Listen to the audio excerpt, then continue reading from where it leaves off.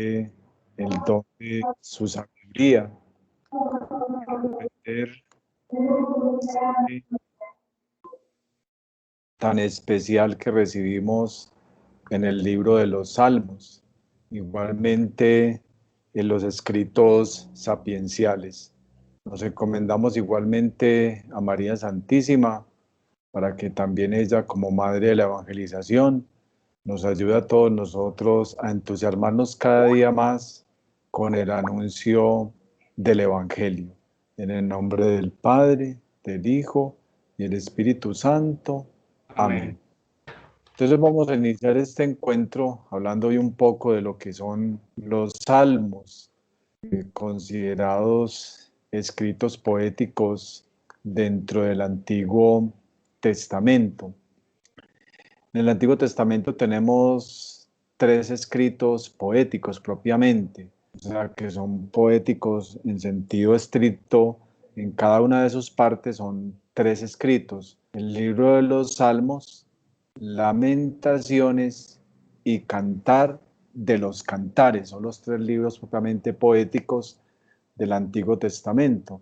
Tenemos también unos libros que llamamos propiamente sapienciales, que son el libro de Job, Proverbios, Eclesiastés, Sabiduría y Eclesiástico. Entonces es muy importante tener en cuenta esta división, que cuando hablamos de escritos poéticos nos referimos a 3 escritos poéticos propiamente.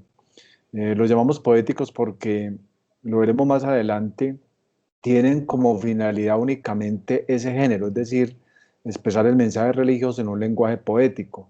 Aunque nos vamos a dar cuenta que la poesía está presente en todo el Antiguo Testamento. Hay muchos escritos poéticos en el Antiguo Testamento, pero están, digamos, como subordinados a otras finalidades de esos escritos de carácter profético, de carácter histórico o de carácter sapiencial. En cambio, aquí los escritos poéticos solamente tienen esa finalidad: expresar el mensaje religioso con un lenguaje poético. Tenemos entonces ahí 3 grandes escritos: Salmos, Lamentaciones y Cantar de los Cantares. Igualmente los escritos que llamamos propiamente sapienciales, que son el libro de Job, de Proverbios, de Eclesiastés, de Sabiduría y de Eclesiástico. Entonces vamos a abordar una primera temática que se llama la poesía en el Antiguo Testamento. Entonces, lo que les decía precedentemente, en todo el Antiguo Testamento hay presencia de escritura poética. Encontramos poesía en diversos libros del Antiguo Testamento, en el Pentateuco, en los escritos proféticos, en los mismos escritos sapienciales. Encontramos la presencia de temas poéticos.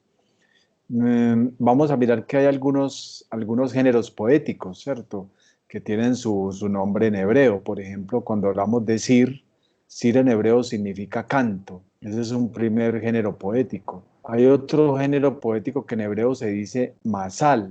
Masal significa también dicho, proverbio o parábola. Es otro término hebreo para referirse a un género propiamente poético.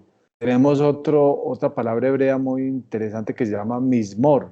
Mismor significa en el Antiguo Testamento salmo, ¿cierto? Es otro género literario, salmo. También hay otro que se llama neún o nehún y masá, que significan oráculo. Tenemos también el término hebreo yidá, que significa enigma o acertijo.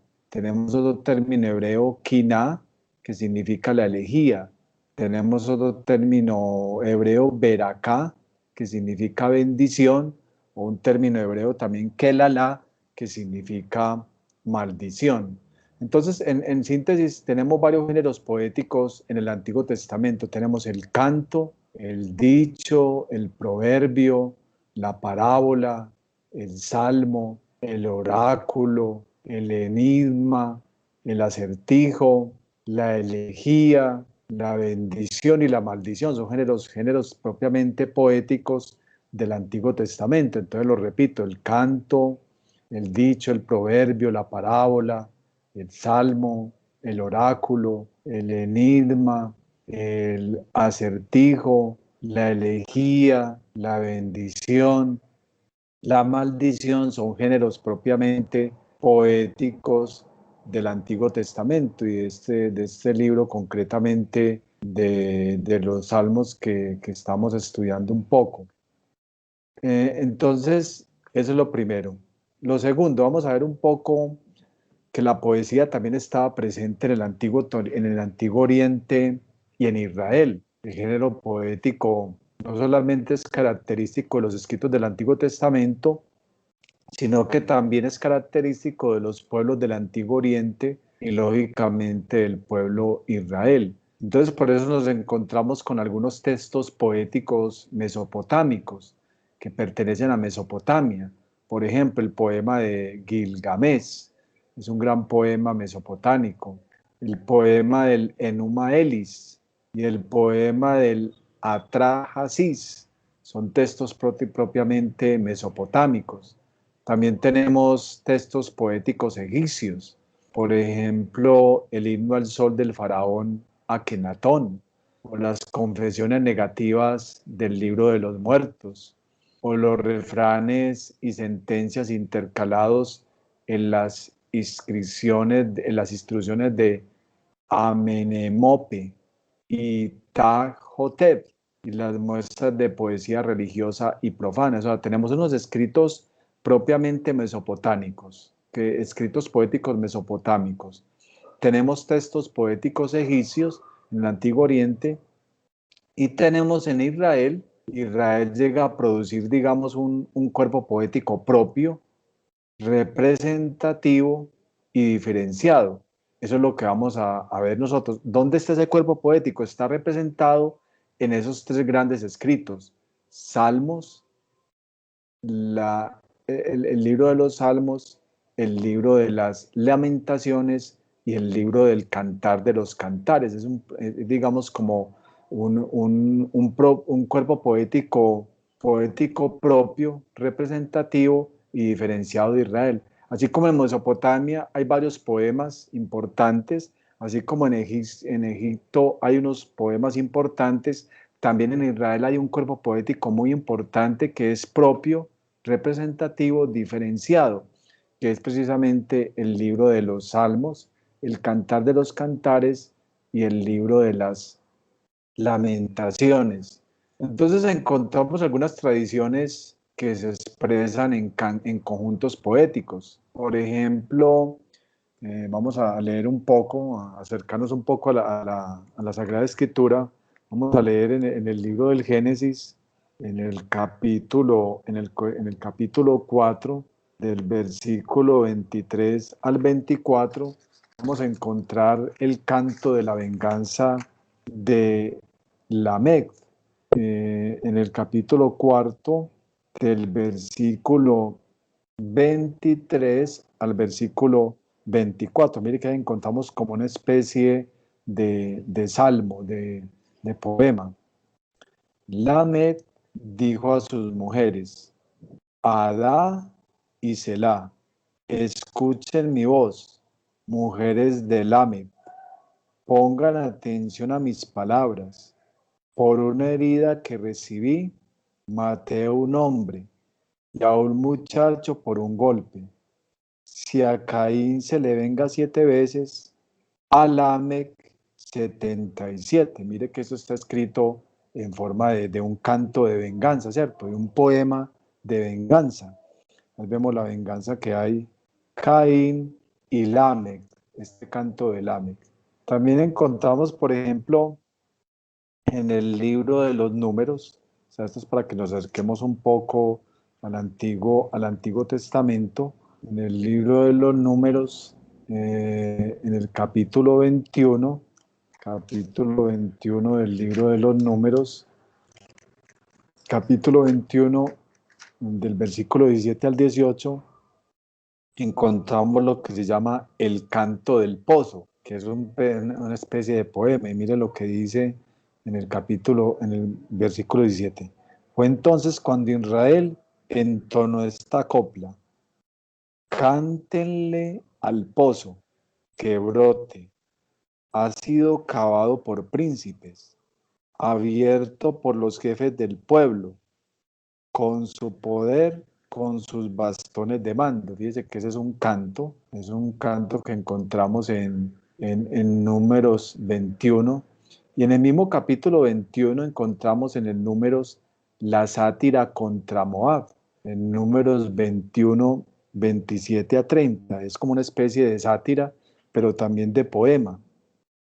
Por eso dicen los trovadores: entren en Hesbón, ciudad de Sihón, que la vean reconstruida y fortificada. De Hesbón ha salido un fuego, llamas de la ciudad de Sihón, que han consumido a Ar de Moab y a los ídolos de los altos del Arnón. Ay de ti, Moab, estás perdido, pueblo de Camos. Sus hijos fugitivos y sus hijas cautivas han sido entregados a Sihón, rey de los amorreos. Su posteridad ha perecido desde Hesbón hasta Dibón. Hemos saqueado hasta Nohab, toda hasta Madabá. Mire que es un canto, es una sátira contra Moab. Encontramos también, por ejemplo, cantos de victoria. Por ejemplo, en el capítulo 15 del libro del Éxodo encontramos un canto de victoria. Pero les decía yo que en todo el Antiguo Testamento está presente este género poético. Por eso hemos visto esos textos de Génesis, de Números y de Éxodo. De lo que llaman el libro del Pentateuco, hay poesía, hay cantos. Mire, por ejemplo, el canto de acción de gracias de los liberados que encontramos en todo el capítulo 15, en el capítulo 15 del libro del Éxodo. Solamente vamos a leer un trozo. Entonces Moisés y los israelitas cantaron este canto al Señor. Cantaré al Señor porque se cubrió de gloria. Caballos y jinetes arrojó al mar. Mi fuerza y mi refugio es el Señor. Él fue mi salvación. Él es mi Dios, yo lo alabaré. El Dios de mi Padre, yo lo ensalzaré. El Señor es un fuerte guerrero. Su nombre es el Señor. Arrojó al mar los carros del faraón y su ejército. El mar de las cañas se tragó lo más selecto de sus jefes. Mire que este cántico lo recitamos en la liturgia de las horas. Es uno de los cánticos que nos trae la liturgia de las horas. Eh, otro cántico, otro cántico muy bonito es el que encontramos también en el libro de los jueces, en el capítulo 5. El capítulo 5 es el canto de Débora. Aquel día Débora y Barak, hijo de Abinoam, entonaron este canto, porque Israel se ha decidido a luchar, porque un pueblo se ha ofrecido voluntario. Bendigan al Señor. Escuchen reyes, pongan atención príncipes, que voy a cantar al Señor y a tocar para el Señor Dios de Israel. Señor, cuando saliste de Seir, cuando avanzaste desde los campos de Edom, tembló la tierra, destilaron los cielos, y las nubes se deshicieron en agua, las montañas se derritieron, en presencia del Señor, el del Sinaí, en presencia del Señor, Dios de Israel. En los días de Sangar, hijo de Anab, en los días de Yael, ya no pasaban caravanas, los caminantes seguían senderos sinuosos. Ese es el canto de Débora en el capítulo 5 del libro de los jueces. También hay otro canto en ese mismo libro de los jueces, pero ya en el capítulo 15 encontramos otro canto. Y también en el 16. 15:16 y dijo: con la quijada de un burro, un montón, dos montones. Con la quijada de un burro, yo maté a 1000 varones. Este también es una pequeña estrofa de un canto. Entonces mire que en el Antiguo Testamento encontramos esa serie de cantos para mostrarnos que es decir, el género poético no solamente está presente en el libro de los Salmos, en el libro del Cantar de los Cantares y en el libro de las Lamentaciones, sino que la poesía también está presente en los otros libros del Antiguo Testamento. Un tercer aspecto que queremos tratar es las características generales de la poesía hebrea, es decir, cuáles son las características generales de esa poesía hebrea. Una primera característica es la sonoridad, o sea, es una poesía muy sonora, porque hay combinación de sonidos, o sea, se combinan diferentes sonidos. Digamos, el lenguaje hebreo, en hebreo que se escriben los salmos se escriben en hebreo, es un lenguaje donde hay combinación de sonidos. En ese lenguaje hebreo, en esa lengua hebrea, hay aliteración, repetición de uno. ¿Qué significa aliteración? Aliteración significa repetición de uno o varios sonidos dentro de una misma palabra o frase. Es decir, en una palabra en hebreo se repite una misma palabra o una misma frase, sonidos se repiten dentro de una misma palabra o de una frase. Esa es la aliteración, esa es la sonoridad. También hay asonancia, o sea, no solamente literación, sino también asonancia. ¿Qué es la asonancia? Es la coincidencia vocálica en la terminación de dos palabras a partir de la última vocal acentuada. Para eso pues tendríamos que acercarnos al lenguaje, a la lengua hebrea como tal, pero no es objetivo de este estudio, pues hacer un estudio pormenorizado, profundo de los salmos, sino que tengamos una información general, es el objetivo de esto, pero sí que conozcamos a nivel general cuáles son las características de esa poesía hebrea. Entonces, la primera característica es la literación, la primera característica es la sonoridad, y dentro de la sonoridad hay varios aspectos. El primero es la literación, el segundo es la sonancia, el tercero es la rima, que la rima es la semejanza o igualdad de sonidos entre dos o más palabras a partir de la última sílaba acentuada. También hay rima en la poesía hebrea como lo hay en la poesía española. Entonces, primero aliteración, segundo asonancia, tercero rima, cuarto juego de palabras. Es lo que se llama la paronomasia, semejanza entre dos o más palabras que únicamente se diferencian por una vocal o una consonante. Por ejemplo, nosotros en español tenemos la palabra roja y reja.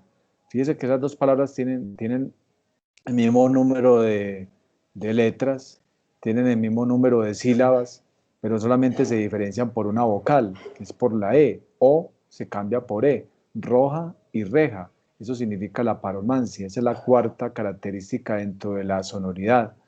La quinta característica es la onomatopeya. ¿Qué es la onomatopeya? Palabra que tiene sonidos que se asemejan a lo que significan. Por ejemplo, cuando nosotros decimos guau, esa palabra es como hace un perro, ¿cierto? El ladrar de un perro. O cuando decimos tic-tac, es el sonido de un reloj, tic-tac, tic-tac. O por ejemplo, nosotros mucho en el WhatsApp, cuando vamos a expresar que nos estamos riendo, copiamos un jaja, jaja, eso significa la risa, o sea, expresa la risa. Es un sonido que se asemeja a lo que significa. La risa se expresa con un jaja. Esa es una onomatopeya, esa es la quinta característica. La sexta característica es la eufonía, es decir, un sonido bonito, efecto acústico agradable que resulta de la combinación de sonidos en una palabra o en una frase, la eufonía. O sea, cuando nosotros leemos un poema, vemos que las palabras forman una frase y que esa frase es bonita, es agradable escucharla, ¿cierto? Cualquier poesía que nosotros tomemos tiene esa característica de la eufonía, palabras que se oyen muy bonitas, muy agradables, casi con un sentido artístico.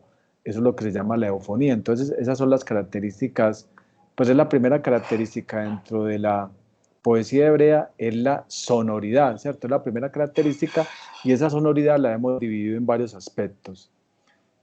Segunda característica, primero la sonoridad, es la primera gran característica.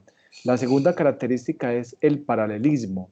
¿Qué es el paralelismo? Es la articulación binaria de sentencias completas o subordinadas, ¿cierto? Se hace un paralelismo, una comparación de modo que la combinación produzca repetición, contraposición o complemento. O sea, el paralelismo es se compara una a la otra. Eso lo notamos mucho en el libro de los Salmos, que se compara una cosa con la otra, hay comparación. La tercera característica es el paralelismo, que es el único, o sea, la comparación se basa en la repetición, ¿cierto? Se basa en la repetición y significa merismo, una totalidad en sus dos mitades. Cuando estamos hablando de paralelismo sinónico, por ejemplo, cuando nosotros en los salmos encontramos la expresión cielo y tierra, divide su totalidad en dos mitades. ¿Cuál es la totalidad? El universo, pero la divide en dos mitades, sí, y la mitad es tierra.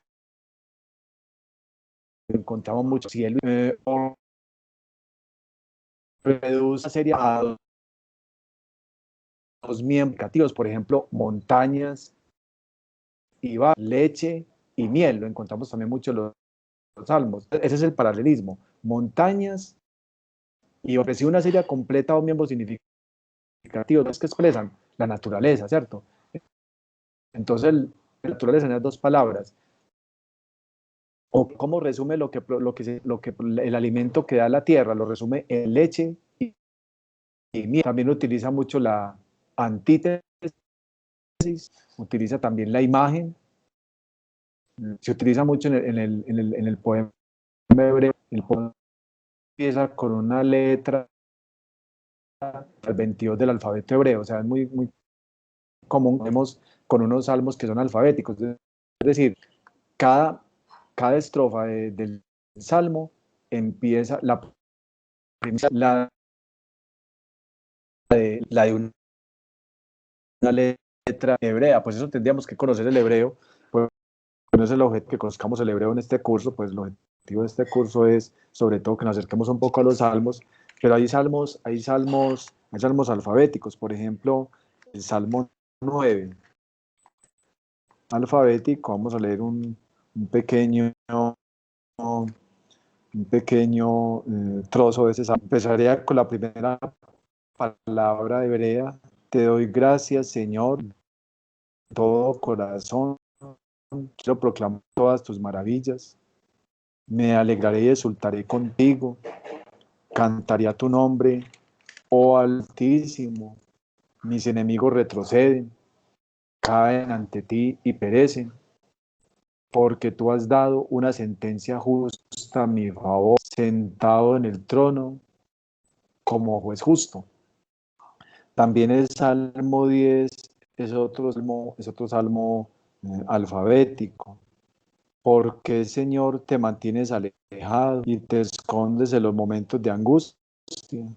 El malvado oprime al y lo atrapa el intriga tramado. El malvado se gloria y el codicioso blasfema y desprecia. El malvado dice: no me va a pedir cuentas. El Salmo 25 también es alfabético. A ti, Señor, me dirijo, Dios mío, en ti confío. No quede que mis enemigos se rían de mí. No quedará defraudado el que en ti espera. Quedarán defraudados los que traicionan sin motivo. Muéstrame, Señor, tus caminos, muéstrame tus sendas, guíame en tu verdad, enséñame, porque tú eres el Dios que me salva. En ti espero todo el día. Nos damos cuenta de la belleza de los salmos, la belleza de de la poesía hebrea. O sea, la poesía hebrea es bella. Y esa poesía la vamos a encontrar en salmos, pero también en otros libros del Antiguo Testamento. O sea, y el lenguaje poético es el lenguaje que respeta el misterio, ¿cierto? O sea, una de las mejores maneras de nosotros acercarnos a Dios, y grandes místicos se acercaron a Dios al lenguaje poético. Si nosotros leemos una Santa Teresa, un San Juan de la Cruz, muchos grandes místicos, Santa Catalina de Siena, se hace a Dios a través de la poesía, a través de ese lenguaje que respeta el misterio, como es el lenguaje por eso son bellísimos. El Salmo 34 es un, un salmo alfabético. Bendigo al Señor en todo momento. Su alabanza, mi ser se gloría en el Señor. Que lo oigan y se conmigo al Señor. Ensalcemos juntos. Busqué al Señor y Él me respondió. Me libró de todos mis temores. 34, que es también alfabético. Igualmente, el Salmo 37, que los malvados no te hagan perder la paz, ni envidies los que se secan pronto como la hierba verde se marchita. Confía en el Señor y haz el bien. Habita y que el Señor dará lo que desea tu corazón. Hola, buenas noches. Confía en Él, que Él actuará. Este es el Salmo 37, que es ese salmo también poético. Encontramos también el Salmo 111, que es también un salmo alfabético, el Salmo 111. Entonces usted va notando la belleza de estos salmos, que vale la pena degustar, que vale la pena leer, que es importante profundizar. Aleluya. Doy gracias al Señor de todo corazón, en la reunión de los buenos, en la asamblea.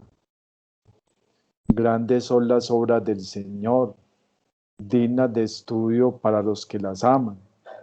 Su acción es espléndida y majestuosa, su salvación permanece para siempre. Ha hecho maravillas memorables. El Señor es compasivo y misericordioso.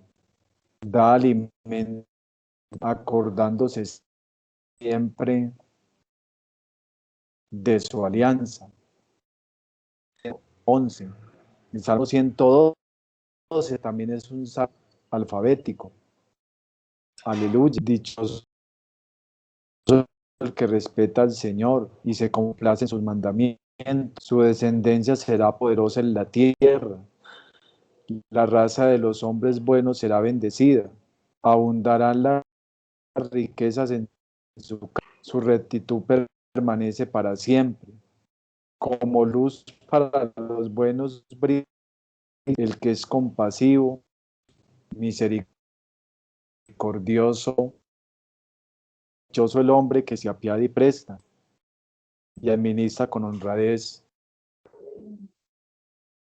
El Salmo 110,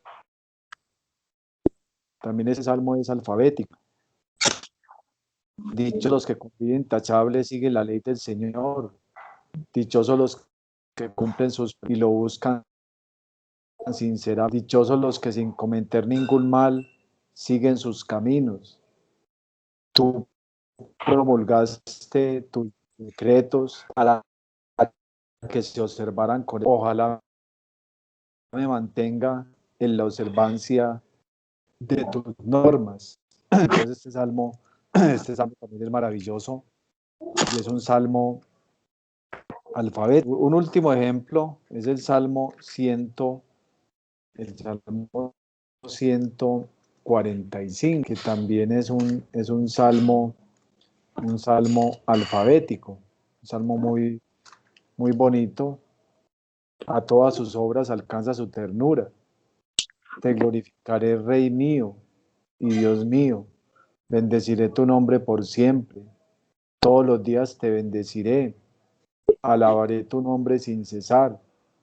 Grande es el Señor y digno de toda alabanza. Es inmensa su grandeza. Cada generación celebra tus acciones y anuncia tus hazañas a la siguiente. Ellos hablan del esplendor de tu gloria y yo repetiré tus maravillas. Y encontramos también pues otra serie de salmos alfabéticos, también en el libro de las Lamentaciones, desde el capítulo 1 hasta el capítulo 4. El libro de las Lamentaciones es un salmo, digamos, o un himno alfabético, desde la primera lamentación hasta la cuarta lamentación, o sea, son 4 lamentaciones hechas en ese estilo alfabético. Es maravilloso esto. También, por ejemplo, encontramos la repetición periódica de un estribillo, es otra de las características de estos salmos de la poesía en los salmos, en el Antiguo Testamento. Concretamente en estos 3 libros, Cantar de los Cantares, Salmos y Lamentaciones, hay repetición periódica de un estribillo. Bueno, pues quería hacerles esta pequeña introducción. Los otros encuentros sincrónicos seguiremos abordando la temática. Estamos llegando pues al final de este encuentro sincrónico, pues yo siempre los programo para 30 minutos. Creo que hemos abordado hoy una temática muy pertinente e interesante para todos. En primer lugar, cómo ubicamos la poesía en el mundo del Antiguo Testamento, no solamente en el pueblo de Israel, sino en el Antiguo Oriente, y las características concretas de esta poesía hebrea. Entonces, llegando ya al final de nuestro encuentro, quiero darle gracias a Dios por habernos dado la posibilidad de abordar esta temática, de profundizar en el significado de los salmos y los libros sapienciales. En el próximo encuentro sincrónico pues tendremos la oportunidad de continuar en esta profundización. Quiero darles la bendición y que Dios les conceda a todos una feliz noche en el nombre del Padre y del Hijo y del Espíritu Santo. Amén. Me alegra saludarlos y que pasen muy bien. Gracias, Padre. Gracias, Padre, igualmente. Próximo encuentro. Muchas gracias. El próximo encuentro yo les aviso en el correo y en el mensaje semanal. Gracias, Padre. Sí, Padre, buenas noches. Buenas noches. Muchas gracias. Yo les estaré. Una feliz noche para todos. Gracias, Padre. Hasta luego. Bueno.